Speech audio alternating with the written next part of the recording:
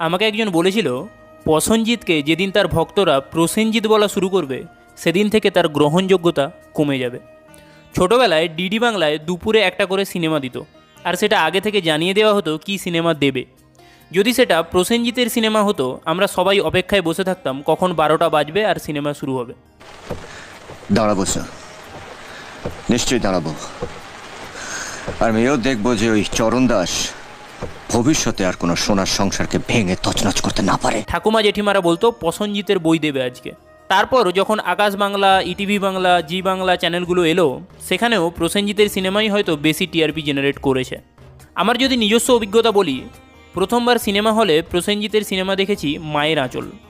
প্রসেনজিতের ক্যারেক্টারের নাম ছিল ভোলা, একদম সরল একটা গ্রামের ছেলে যার প্রেমিকা আছে, বাবা মা আছে, কিন্তু পরে সে জানতে পারে তার বাবা মা শহরের কোনো ধনী ব্যক্তি। অনেক ইমোশনাল সিন আছে যেগুলো তোমার চোখে জল আনবে, অনেক কমেডি সিন আছে যেগুলো তোমাকে হাসতে বাধ্য করবে। টোটাল এন্টারটেনমেন্ট প্যাকেজ বলতে পারো সিনেমা হলে দেখার মতো। কি করে ফাটলো? গাদা কোথাকার, একটু মিথ্যে বল। বলবো? হ্যাঁ বল না। আমি ডিম ফাটিয়ে দেখছিলাম যে এর মধ্যে মুরগি থাকে কিনা। গ্রামের যে কোনো অনুষ্ঠানে যখন ভিডিও হতো কিংবা বাড়িতে ক্যাসেট এনে দেখতাম, তখনও প্রসেনজিতের সিনেমাই প্রেফার করতাম। আমি তোমার ক্ষতি করেছি? তখন রিলিজ হচ্ছিল টক্কর, ত্যাগ, মিস্টার ফান্টুস, প্রতারক, প্রতিবাদ, একাই 100, আরও অনেক অনেক সিনেমা। দোকানের দেওয়ালে, প্রাচীরে বড় বড় পোস্টার লাগতো।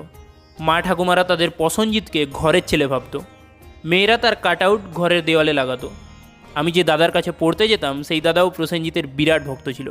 প্রসেনজিতের মারপিট করার দৃশ্য,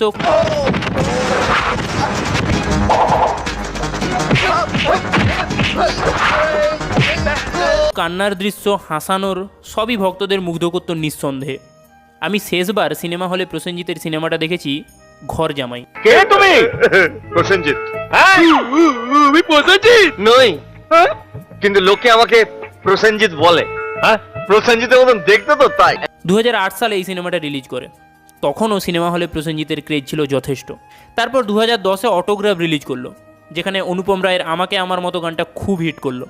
কিন্তু কোথাও না কোথাও মা ঠাকুমাদের মনে তাদের প্রসেনজিতের জায়গাটা আর আগের মতো থাকলো না।